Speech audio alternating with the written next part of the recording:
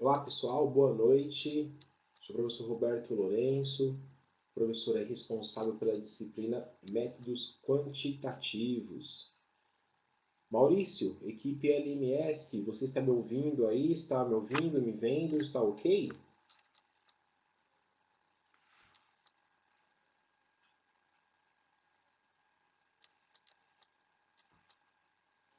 Maurício, está me ouvindo? Está ok?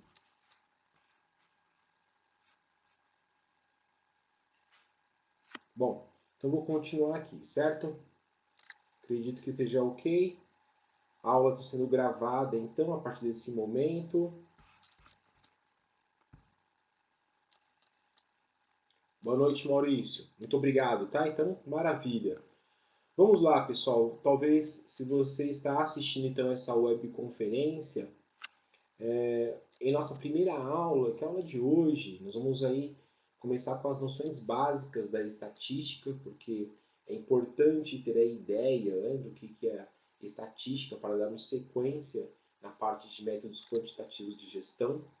Então, começando aqui, indo para a apresentação, é importante que todos tenham em mente que essa aula ela dura 45 minutos, certo?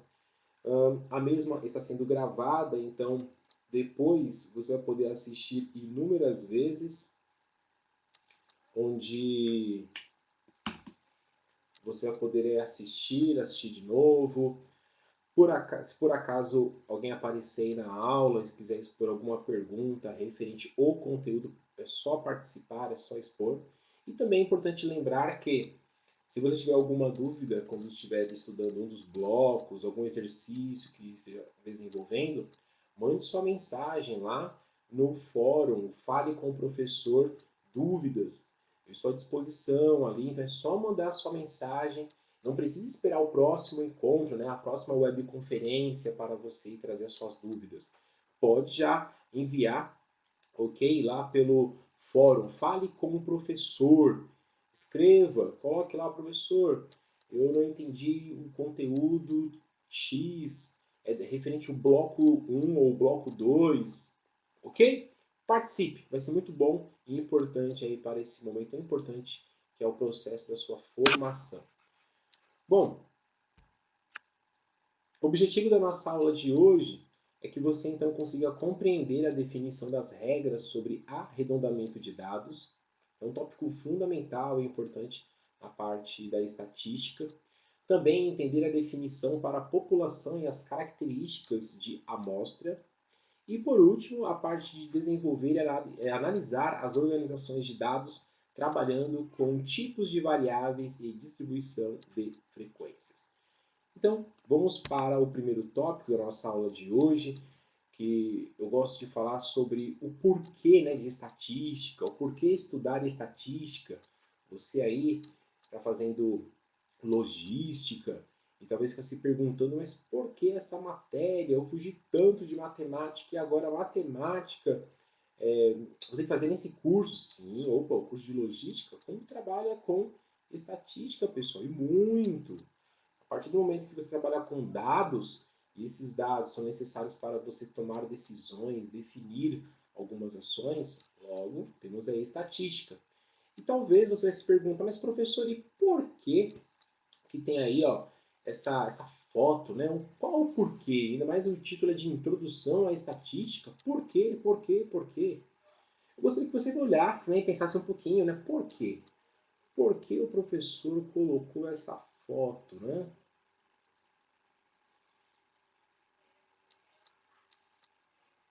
Bom, como o nosso tempo é muito curto, eu não vou deixar você pensar tanto assim.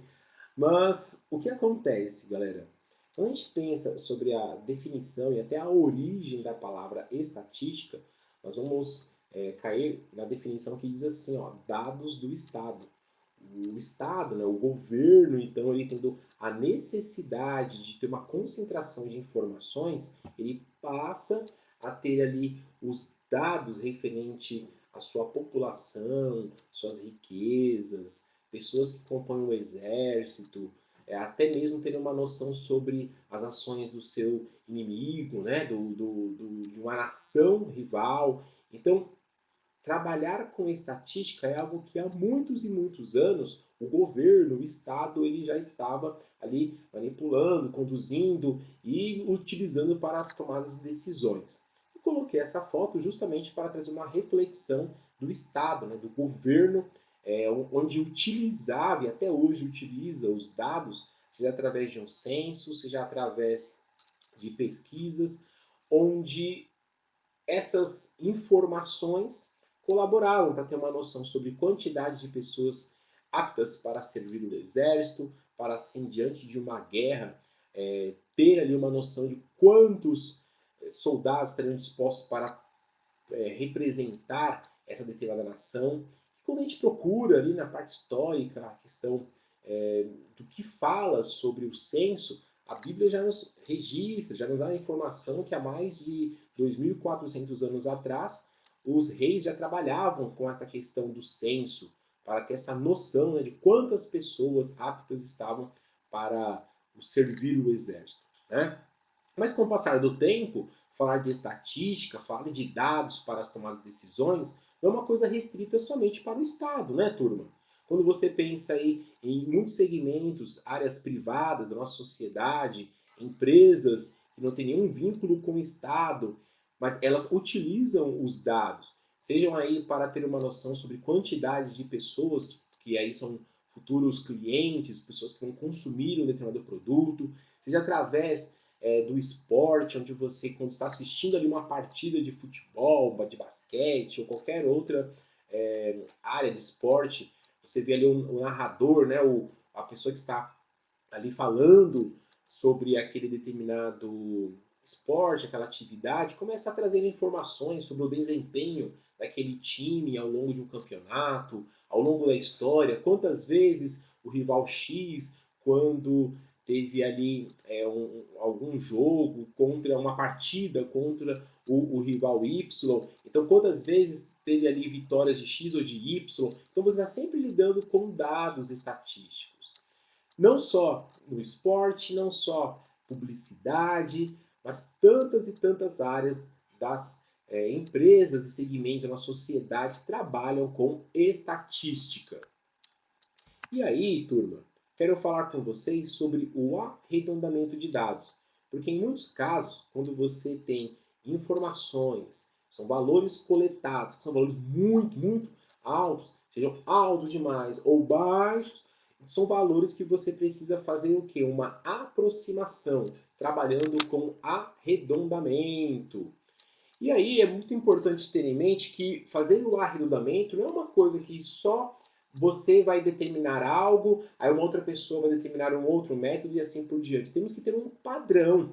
E esse padrão, instituído pelo IBGE, ele traz umas regrinhas importantes que, lógico, se você está desenvolvendo aí cálculos e já faz a configuração, seja pelo Excel, pelo computador, seja numa calculadora, você vai ter o valor já arredondado e ele tem essa preocupação em arredondar. Porém, é importante também você conhecer esses métodos, certo? Por isso que eu vou falar aqui com vocês sobre as regras para arredondar valores. E lembrando, que quando você faz um arredondamento, isso gera uma aproximação. E a aproximação não quer dizer que é 100% do valor original. E quando isso acontece, você está trabalhando com um valor estimativo que está assim próximo do valor original, mas não é o valor exato. Então nós temos aí o que nós chamamos de erro. É uma distância entre o valor original e o valor aproximado. Então uma recomendação muito importante e válida que você não pode esquecer é que fazer o arredondamento de um valor, quando você está manipulando ali, manuseando muitos e muitos valores, então você precisa deixar isso por último. Porque se você ficar arredondando o valor aqui, arredondando o outro aqui, que vai realizar uma operação, no final esse valor fica muito distante daquele valor original, causando um erro, que é um tópico estudado em cálculo numérico, mas lógico que não convém aqui para o que nós vamos estudar em métodos quantitativos. Mas vamos lá.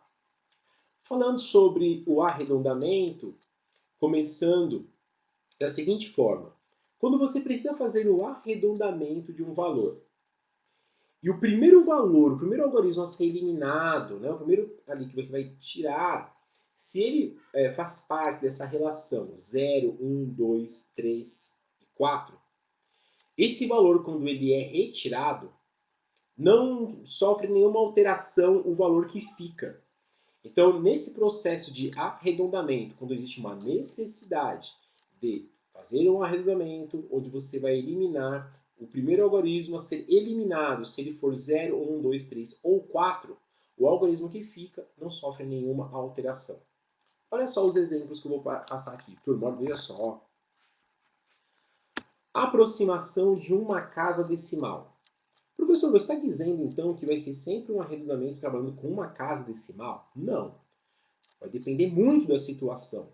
Depender? Sim, depende. Não tem como eu generalizar aqui para você e dizer que, olha, galera, o arredondamento vai ser sempre uma casa decimal ou sempre duas casas decimais. Não tem como, pessoal, eu chegar e falar para você que será sempre de tal forma. O que eu posso te dizer é que a regra, sim, é válida para todos os casos de arredondamento. Porém, dizer quantas casas vamos deixar após vírgula, isso é uma coisa que é cada situação uma situação. Como nós podemos ver aqui, olha só o primeiro exemplo. Aproximação de uma casa decimal. Uma casa decimal? O que significa isso? Significa que você vai deixar apenas uma casa após vírgula. Então, olha o primeiro caso, 73,74. Como o objetivo é ter apenas uma casa decimal, deixa eu pegar aqui uma setinha para começar a acompanhar. Olha só, ó. Eu tenho 73,74, onde o objetivo é deixar uma casa decimal. O que vai acontecer, galera? Vamos deixar apenas uma casa após vírgula. Então, o primeiro algarismo a ser eliminado é o 4. Como o primeiro algarismo a ser eliminado é o 4, eu tenho que lembrar o seguinte, peraí, 4? Ah, o 4, ele é um algarismo que faz parte daquela relação 0, 1, 2, 3 e o 4. Então, eliminando esse 4 aqui, o 7, que é o algarismo que fica, não sofre nenhuma alteração, ficando então o valor arredondado indicado por 73,7. Professor, mas aí o valor fica muito distante. Sim, o valor original era 73,74. Quando eu coloco 73,7, repare que eu fiz um arredondamento, deixando o quê? Uma casa após vírgula, né? O 4 eu eliminei, e aí fica desse jeito. Não é o valor exato comparado com o anterior, mas é um valor aproximado, e com esse arredondamento, nós chegamos, então, no 73,7. Indo para o próximo caso, veja que nós temos agora uma aproximação com duas casas decimais. Mas, professor, e agora? Bom, agora, se você vai trabalhar com duas casas decimais, quer dizer então que o objetivo vai ser deixar duas casas depois da vírgula. Veja que nós temos o 34,913453. Como nós vamos deixar duas casas após vírgula, então eu tenho o vírgula, aí 9, 1, e o primeiro algarismo a ser eliminado é esse 3 aqui, galera. Esse 3 que está logo depois do 1. Tá? O 1, o 3, né, ele faz parte dessa relação, ó, do 0, 1, 2, 3 e 4. Então, quem fica, né, o algarismo que fica, que nesse caso é o 1, ele não sofre nenhuma alteração, e no arredondamento nós encontramos o 34,91. E assim está concluído o arredondamento. Reforçando, existe uma necessidade de fazer um arredondamento. Se o primeiro algarismo a ser eliminado é 0, 1, 2, 3 ou 4, o algarismo que fica não sofre nenhuma alteração. Mas nós não temos apenas esses 5 algarismos, nós temos ainda os outros. Então, prosseguindo, se existe a necessidade de fazer o arredondamento e o primeiro algarismo a ser eliminado é o 6, 7, 8 ou 9, o algarismo que fica, ele recebe uma unidade. Por isso, olha o que vai acontecer. Veja os exemplos aqui, galera. Eu tenho 72,3823, com o objetivo de fazer uma aproximação com uma casa decimal. Então, olha só, logo depois da vírgula eu deixo uma casa. O primeiro algarismo a ser eliminado nesse caso é o 8. E o 8 faz parte dessa relação aqui, ó. Então, quem fica é o 3, ele recebe uma unidade. E na aproximação nós temos o 72,4. Veja que nós temos de novo, né, um próximo caso aqui, ó, o 25,0712. O primeiro algarismo a ser eliminado é o 7. Então, quem fica é o 0, ele recebe uma unidade, vai ficar 25,1. E o último caso aqui desses exemplos é o que nós temos o 35,9951. Como o primeiro algarismo a ser eliminado é esse 9, porque temos que deixar uma casa após vírgula, esse algarismo ele faz parte dessa relação, assim como também se fosse o 6, o 7, o 8, né, e o 9. Então, quem fica é o 9, ele recebe uma unidade. Isso vai dar 9 mais 1, dá 10. Aí você acrescenta, né, uma unidade aqui no 5, vai ficar então 36,0. E com isso, realizamos o arredondamento desses três casos, três exemplos. Lembrando que se você está eliminando o primeiro algarismo, sendo o 6, o 7, o 8 ou o 9, você acrescenta uma unidade em quem fica. Bom, você já reparou que quando é 0, 1, 2, 3 e 4, o primeiro algarismo a ser eliminado, né? Se um desses daqui, ó, é o primeiro algarismo a ser eliminado, quem fica não sofre nenhuma alteração, você agora já reparou que se for 6, 7, 8 e 9, opa, quem fica recebe uma unidade. Mas ficou faltando um algarismo. Isso mesmo, faltou o 5. E aí, tem alguma regra? Lógico que tem. Vamos ver. Quando o primeiro algarismo a ser retirado é o 5, temos duas soluções, turma. Primeiro, se ao 5 seguir em qualquer casa um algarismo diferente de 0, aumenta-se uma unidade ao algarismo que permanecer. Como assim, professor? Funciona da seguinte forma, galera. Você precisa eliminar, né, ou fazer um arredondamento e precisa eliminar então o 5. O 5 é o primeiro algarismo a ser eliminado. Detalhe, depois do 5, existe sim algum algarismo diferente de 0. Então você vai usar a mesma regra como se fosse do 6, 7, 8 ou 9. Quer dizer então que, fazendo a aproximação de uma casa decimal para os próximos casos aqui, ó, 71,352. Repare que o primeiro algarismo a ser eliminado é o 5, porque o objetivo é deixar uma casa após vírgula. E veja que depois do 5 nós temos o 2. E o 2 é sim um algarismo diferente de 0. O que vai acontecer? Aquele 3 que fica, ele recebe uma unidade e aí você vai ter o 71,4. Da mesma forma, olha o próximo caso, o próximo exemplo. Nós temos o 25,65001. O primeiro algarismo a ser eliminado é o 5 de novo. E detalhe, depois do 5, nós temos aqui, ó, 0, 0, 1. Existe um algarismo diferente de 0, certo? Então, o algarismo que fica, que é o 6, ele recebe uma unidade. Então, nós temos o arredondamento que vai ficar 25,7. Como eu disse antes, temos duas soluções. Primeiro, se depois do 5 existir algum algarismo diferente de 0, opa, então acrescentamos uma unidade, certo? Desse jeito. Agora, se depois do 5 não existir nenhum algarismo diferente de 0, então temos que lembrar, não vai dar. Então, aí temos que observar outra coisa. Então vamos lá?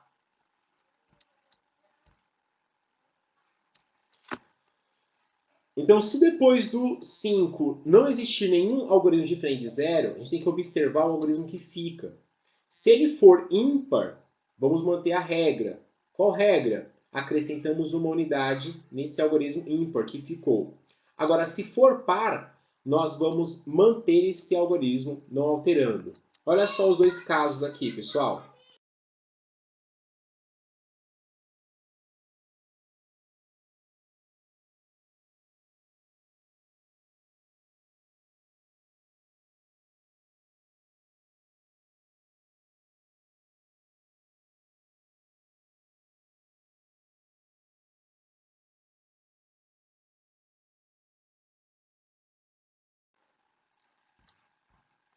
Então, pessoal, observando aqui os dois exemplos, olha só, aproximação de uma casa decimal.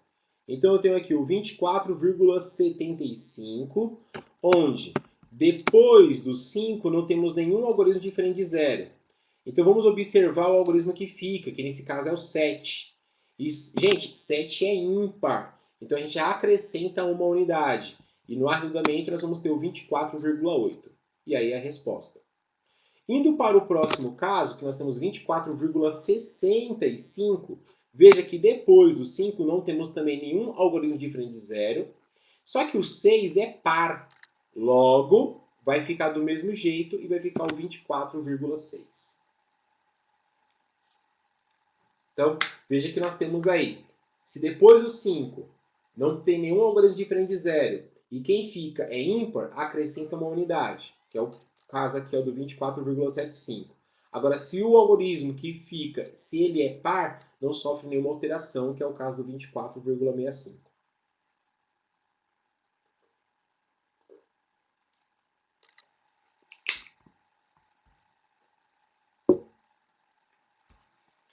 Turma, agora que nós passamos pela questão aí do arredondamento, vamos falar agora sobre a parte de porcentagem, que nós chamamos também de...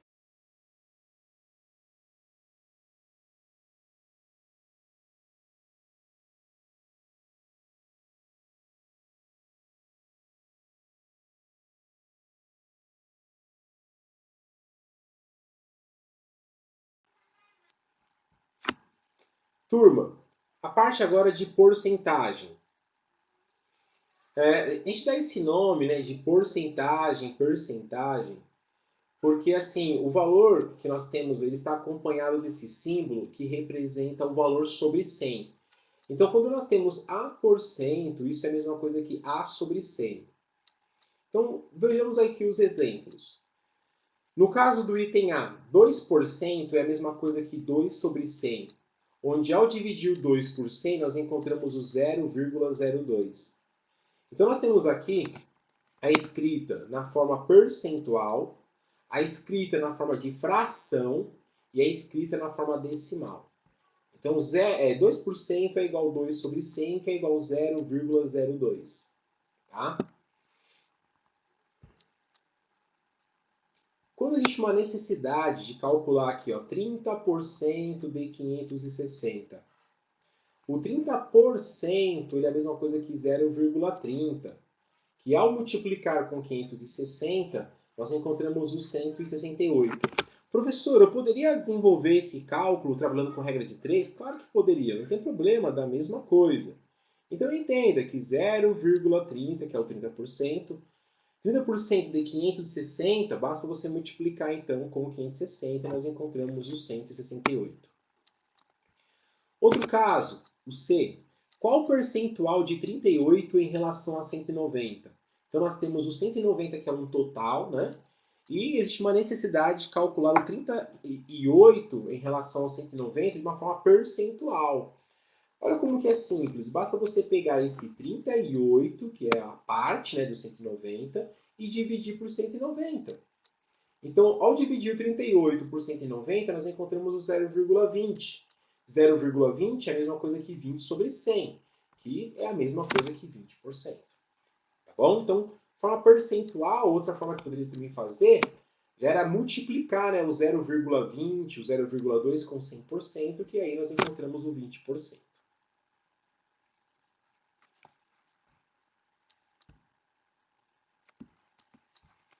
Vamos falar agora, galera, sobre população e amostra.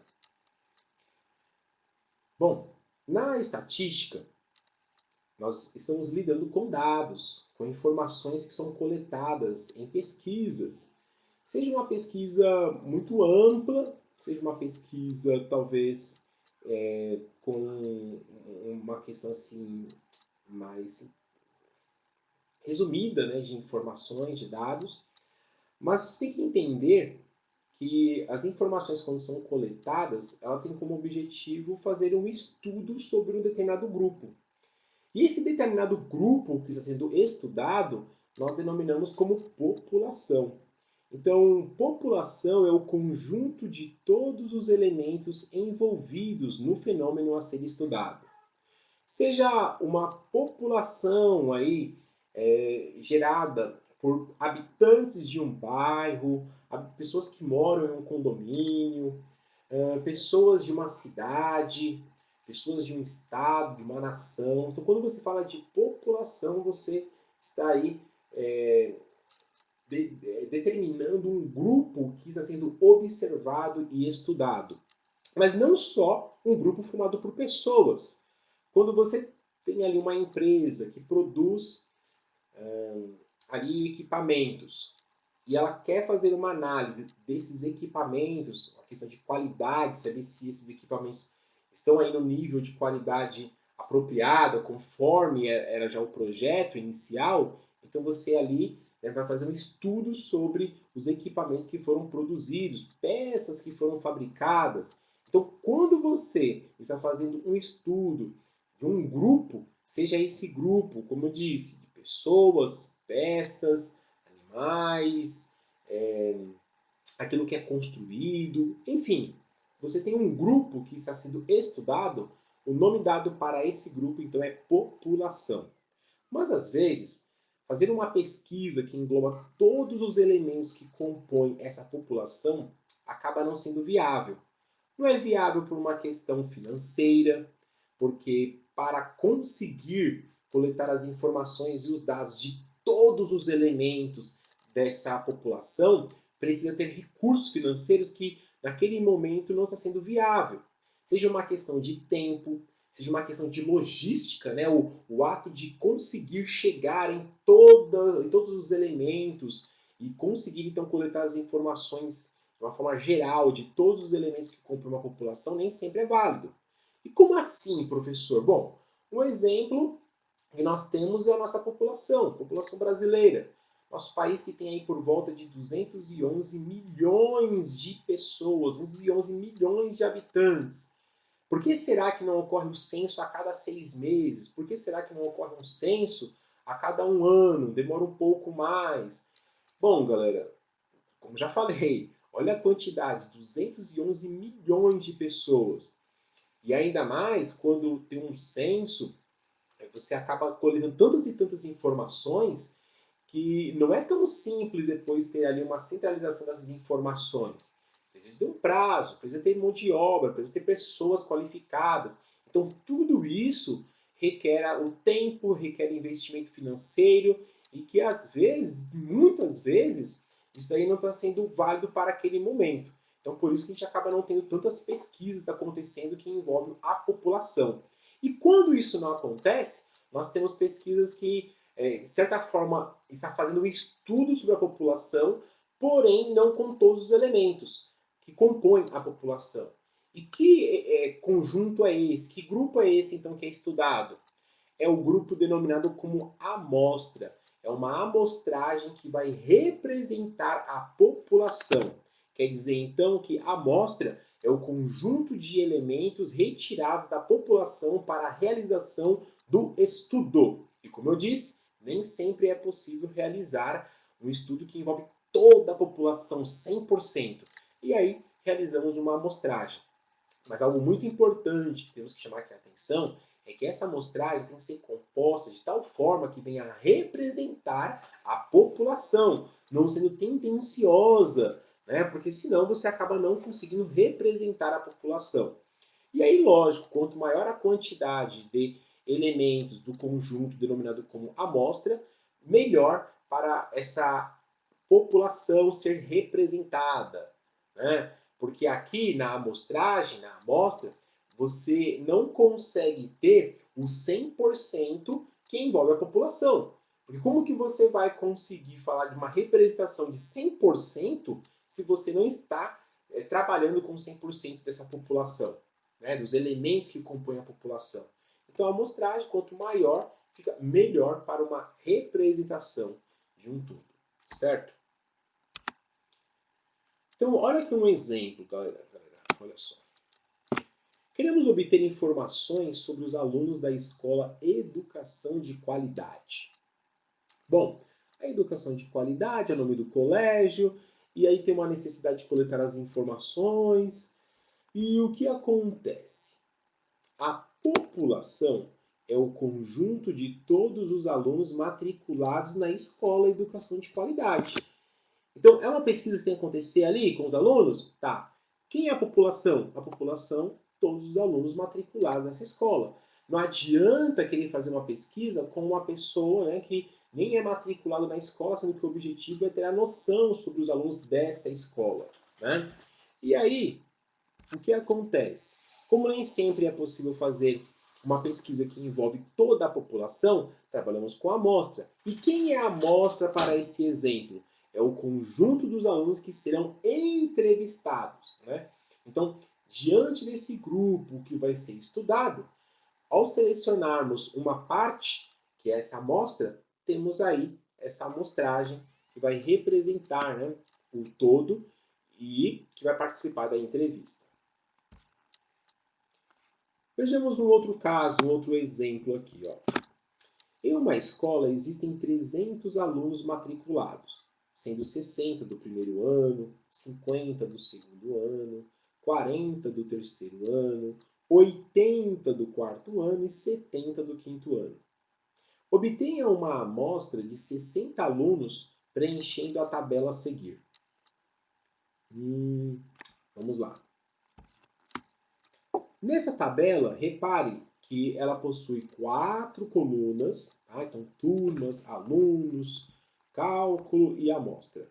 O que vai acontecer? Preenchendo com as informações dadas no enunciado, nós temos 60 alunos do primeiro ano, 50 do segundo ano, 40 do terceiro ano, 80 do quarto ano, 70 do quinto ano. Somando tudo, nós temos no total 300 alunos. Maravilha. Desses 300 alunos, o objetivo é selecionar 60 para compor uma amostra. Aí você olha e fala, professor, é fácil, é só pegar aqueles 60 alunos do primeiro ano. Só que tem um detalhe. Se a pesquisa tem como objetivo ter um olhar geral, né, da população, se você vai direto para um grupo específico, você não vai ter uma representação de um total, né, de uma população. Por isso que nós vamos pensar no seguinte, olha só. 60 alunos têm que compor o quê? A amostra. Esses 60 alunos, em relação aos 300, que é o total, isso vai dar 20%. Então, a gente vai fazer o seguinte, a gente vai calcular 20% de cada grupo. Né? Então, vamos calcular aqui, ó, 20% de 60 alunos, 20% de 50 alunos e assim por diante. E olha como que vai ficar o cálculo, galera. Nós vamos ter isso aqui, ó. Veja, 20% de 60 alunos, 12 alunos. Quer dizer, então, que a amostra ela vai ser composta por 12 alunos lá do primeiro ano, 10 alunos do segundo ano, 8 alunos do terceiro ano, 16 alunos do quarto ano e 14 alunos do quinto ano. Fazendo esse cálculo do quê? De 20% de cada grupo, né? Dando no total 60 alunos, que assim vai compor a amostra desejada. Tá vendo, turma? Certo? Então, dessa forma, nós fazemos a composição de uma amostragem, onde nós vamos ter aí de uma forma proporcional 20% de cada turma. E aí temos uma representação de 20% para representar e assim fazer uma pesquisa. Essa é a ideia, né, pessoal? Porque se você tem como objetivo fazer uma pesquisa, só que se você vai sendo tendencioso a fazer uma pesquisa só com um determinado grupo, onde você já espera uma determinada resposta, aí fica complicado, né? Você acaba não tendo uma representação da população. Então fique esperto com isso. Então, partindo agora para a organização de dados. Após termos essa ideia de arredondamento, de população, de amostra, de porcentagem. Vamos aí falar agora sobre organização de dados, porque uma pesquisa coleta dados, esses dados têm que ser o quê? Organizados. E vamos falar aqui, galera, sobre como organizar esses dados pensando na pesquisa. A pesquisa ela tem que ter perguntas. Como, não é, fazer perguntas? Tem que saber. Qual o objetivo? Né? Qual o objetivo aí dessa pesquisa? Eu quero fazer um estudo sobre uma população, mas para entender o que dessa população? Eu quero lançar um produto. Então, esse produto que eu vou lançar, eu tenho que pensar no cliente, no público que vai consumir esse produto. Então, eu tenho que fazer perguntas pertinentes de tal forma para estudar esses futuros clientes e, assim, desenvolver ali na questão da publicidade, com o marketing, o que eu posso fazer para alcançar esse público, né, essa clientela. Então, organização de dados, fundamental. Falando aí sobre organização através das variáveis, porque quando você tem ali perguntas, essa pergunta ela vai ter uma resposta. Né? Teoricamente falando, temos que ter uma resposta. E essa resposta ela pode ser indicada através de valores ou através aí de uma outra maneira, que não seja um valor numérico. Então, olha só a situação. Ó. Tipos de variáveis. Nós temos, assim, ó, no ramo, assim, ó, dois tipos. Chamamos de variável qualitativa e outra de variável quantitativa. Pensando em variável qualitativa, é justamente quando você tem uma pergunta e a resposta dada não se encaixa com um valor numérico. Então, variável qualitativa, você vai ter como resposta não um valor numérico, tá? Só que dentro das variáveis qualitativas, temos de novo mais outros ramos, que nesse caso nós temos o quê? A variável qualitativa nominal e a variável qualitativa ordinal. Então, olha só o que acontece. Quando que nós temos uma variável qualitativa nominal? É quando a resposta dada ela não tem uma ordem, né? A resposta não se encaixa aí uma ordem, como por exemplo a questão do sexo, gênero, né? A turma, a pessoa fuma ou não fuma. Veja que para essas perguntas você não vai ter a resposta de uma forma ordenada e também não tem questão numérica, certo? Agora, olha o outro caso. E quando a variável é qualitativa, mas ordinal? Como já diz, ordinal, de ordem. Você, de novo, não vai ter valor numérico, né, como resposta, mas você tem aí o quê? Uma ordem para essa resposta, como, por exemplo, qual o tamanho da roupa que você usa, né? Eu uso P, uso M, uso G, uso GG. Qual o seu grau de instrução? Estudo aí o ensino fundamental, ou já ensino médio, ensino superior, completo, incompleto, pós-graduação e assim por diante. Consegue perceber que para o caso de variável qualitativa ordinal, então existe uma ordem, certo? Então, temos aí variáveis que nós temos como qualitativas, sendo nominal, porque não tem ordem, ou ordinal, porque tem ordem. Tá bom? Como eu disse, não temos apenas as variáveis qualitativas, mas temos também as quantitativas. E nas quantitativas, de novo, temos mais dois ramos assim, onde nós temos aí a variável quantitativa, que é discreta, tá? Como que é no caso de variável quantitativa discreta? É quando o valor numérico dado é um número inteiro. Então, como por exemplo, qual a quantidade de filhos que você tem? A pessoa responde 0, 1, 2, 3. Não tem como a pessoa falar que tem 7,5, 7,2. Não, ela tem 7, ela tem 8, né? Então, a resposta acaba sendo um número inteiro. Já a variável quantitativa contínua, a resposta pode ser um número decimal. Como, por exemplo, qual o seu peso? Eu estou pesando 82,5 kg.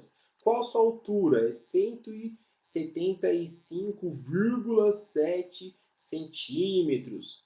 Qual o seu salário? Meu salário não, ele tem vírgula, né? Tem parte decimal. Então, consegue perceber que variável, quando é quantitativa, se o número é inteiro, nós falamos que é quantitativa discreta.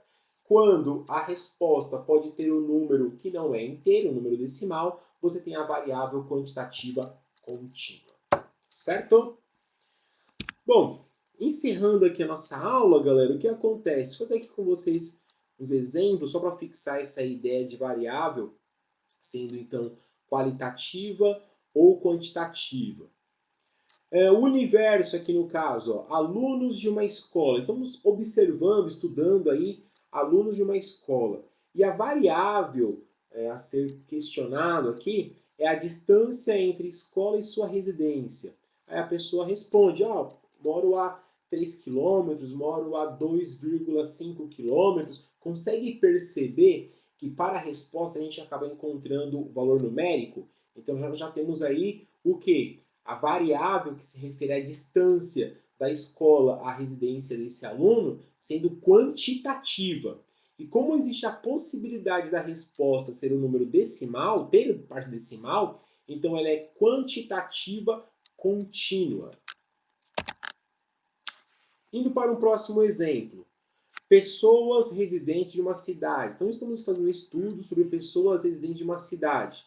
A variável a ser questionada é o grau de escolaridade. Então, a resposta não envolve aí valor numérico, então nós temos ela qualitativa. Mas como o grau de escolaridade tem uma questão de ordem, então nós temos a qualitativa ordinal. Universo, peças produzidas por certa máquina. Então vem a pergunta, variável, número de peças produzidas. Então, como peças produzidas é peça concluída, certo, gente? Então, produzem 2 peças, ou produziu 5 peças, produziu 1000 peças. Veja que você tem como resposta um valor numérico, por isso que é uma variável quantitativa. E como a peça produzida não tem como ser uma peça incompleta, eu considero peça produzida aquela peça completa. Então eu tenho o quê? Uma quantidade que vai ser sempre um número inteiro. Por isso que a variável é quantitativa discreta.